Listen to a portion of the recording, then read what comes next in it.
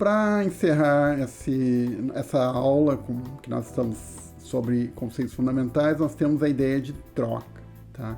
A ideia de troca ela é fundamental no marketing. Uma troca é uma maneira de eu obter algum produto ou serviço que eu quero de alguém, oferecendo alguma coisa em troca e esperando que ele também queira fazer a troca.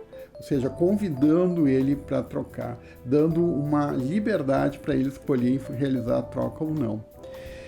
Muita gente questiona isso hoje em dia, né? Nossa, o marketing vê tudo como trocas, então no Dia das Mães eu sou um bom filho se eu dou para minha mãe um presente, que eu espero receber de volta o reconhecimento que eu sou um bom filho, ou seja, a partir do momento que eu dei um presente para minha mãe, significa que a minha mãe tem que me entender como um bom filho. E isso levado no extremo gera situações bastante delicadas do ponto de vista ético. A gente vai ver até cair nessas discussões de como é que fica, por exemplo, o transplante de órgãos. Eu posso pagar para alguém ser doador de um órgão. A gente tem visto muito na pandemia essa discussão de, bom, eu tenho o direito de não me vacinar, eu vou pagar, eu vou sancionar alguém que não se vacinou, vou cobrar vacina na entrada de um bar, de um evento para forçar ele. Então é uma troca, uma contrapartida, eu me vacino e a sociedade me permite acesso aos eventos. Se eu não me vacinar, eu tenho que me isolar socialmente. Então a ideia de troca ela é muito disseminada hoje na sociedade por conta da teoria de marketing, que propõe que a troca seja um elemento fundamental na sociedade.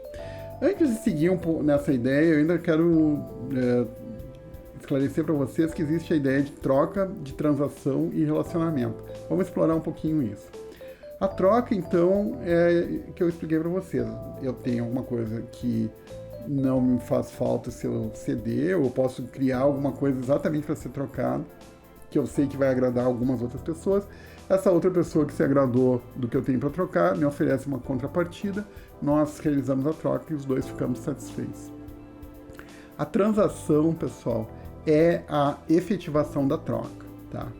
E na teoria de marketing, uma visão mais moderna é que as trocas, em vez de serem processos que acontecem esporadicamente, eles sejam processos que sejam desenvolvidos pelas empresas para que nós criemos uma relação com essa empresa de médio e longo prazo.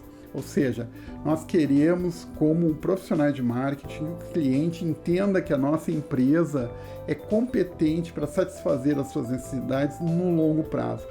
Isso está baseado nos estudos que mostram, é claro, que se os clientes se mantêm com trocas fiéis à nossa marca, à nossa empresa, essa nossa marca, a nossa empresa vai ter uma rentabilidade no médio e no longo prazo que são maiores do que os concorrentes. Isso dá robustez para o nosso negócio. E a essa ideia, então, da manutenção de trocas sequenciais com clientes ao longo do tempo, né, substancialmente longo, é chamado então de marketing de relacionamento. O marketing de relacionamento de fato se refere aos esforços de marketing que uma empresa vai fazer para engajar o cliente, envolver ele num relacionamento que possa significar trocas frequentes ao longo da vida do cliente e da vida do negócio, tá?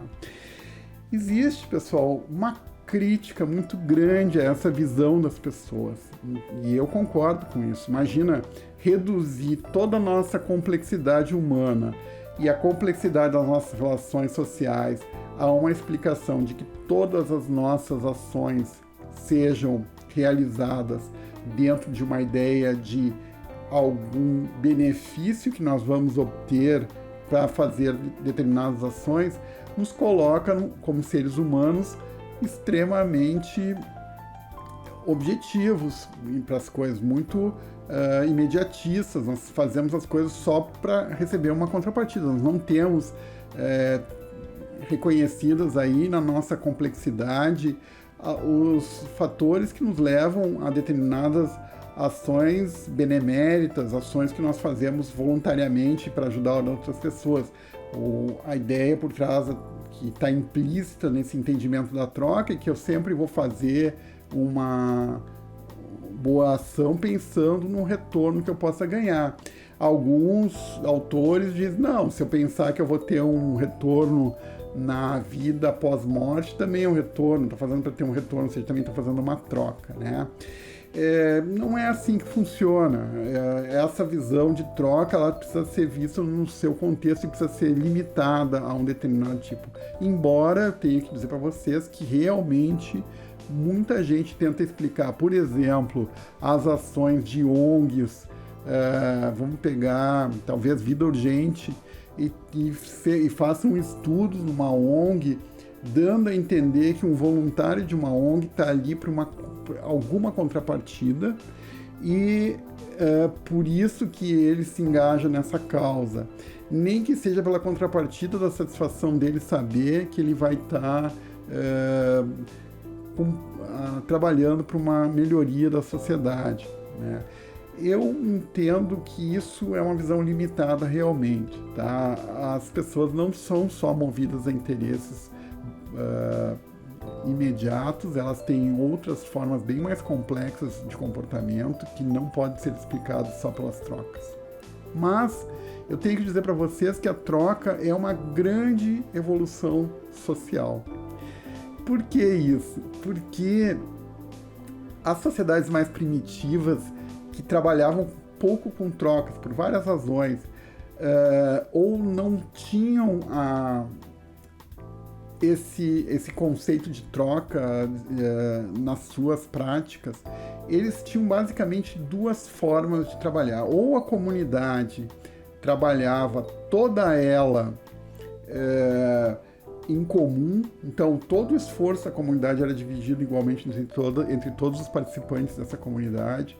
Então, um grupo de caçadores que ia para a mata e fazia um grande abate, trazia para a comunidade, todos tinham o consumo daquela carne por igual, assim como esses caçadores, outro dia que não tivessem sucesso, iam se alimentar de plantas coletadas por outros membros dessa comunidade e assim por diante.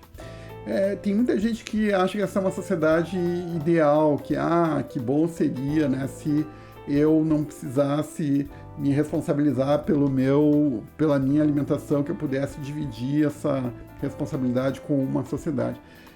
Olha, de fato eu questiono muito isso, porque a gente sempre teria a situação de que alguns seriam mais eficientes do que outros na coleta desses alimentos, no aprovisionamento, e de uma certa forma estariam ali numa situação que eles têm que prover para outras pessoas que não ajudam no provimento dele. Vocês podem dizer que eu sou muito egoísta com essa posição, eu vou aceitar, vocês podem ter a razão de vocês, mas está aí para ser visto como é que as sociedades que não têm o conceito de troca sobrevivem, se é que alguma sobreviveu até hoje. Vocês vão ver que foram casos de sociedades que tinham uma carência muito grande de acesso a produtos e serviços por essa dinâmica limitada de não prever as trocas. E o que é pior ainda, quando se tinha necessidade de produtos e serviços, numa época em que as trocas não tinham a fluidez que tem hoje, a alternativa era a violência. Então, a alternativa para a troca, uma delas que existe até hoje, infelizmente, na sociedade, é a coação. É agir com o uso da violência, né? Algumas podem ser socialmente até toleradas, como é o caso do bullying, da pressão no ambiente de trabalho, do assédio. Outras nem tanto, como a prostituição e outras práticas, ou a violência pura, onde existe a coação da entrega de um bem pela ameaça da vida da pessoa que possui aquele bem. Então não tem realmente nada em troca ali, tem um ato de violência, e essa violência para a obtenção das riquezas foi o que caracterizou o crescimento de grandes impérios na época antiga, o Império Persa e outros do próprio desenvolvimento da cultura helênica, e que vocês têm os relatos aí históricos do nível de violência que era empregada entre as pessoas e para poder obter, então, acesso a recursos que não poderiam ser amealhados e juntados ao longo de trocas e de outras formas de criação de valor. Então, a coação, de fato, é alguma coisa que ainda não foi erradicada da sociedade, mas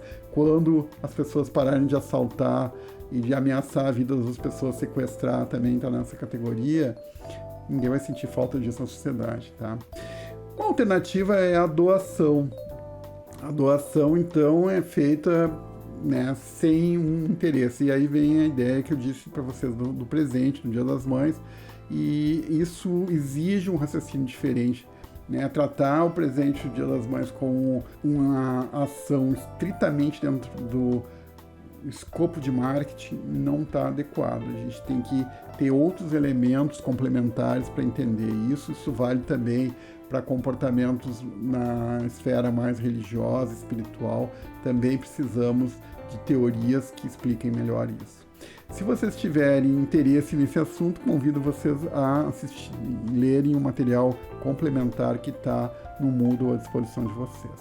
Bom, como eu expliquei para vocês, uma das possibilidades, então, que acontece em marketing é que quando as trocas acabam ficando frequentes entre o mesmo fornecedor e o mesmo consumidor, nós temos o que a gente chama de marketing de relacionamento, tá? Então, esse é o tema mais atual do marketing. Ele é a visão que nós temos de marketing hoje, que seja feito marketing de relacionamento. Ele tem como objetivo, então, construir esse relacionamento de longo prazo, que seja satisfatório para todos os envolvidos, de tal forma que esse negócio, essa relação entre fornecedor, consumidores e outras partes envolvidas seja permanente ao longo do tempo.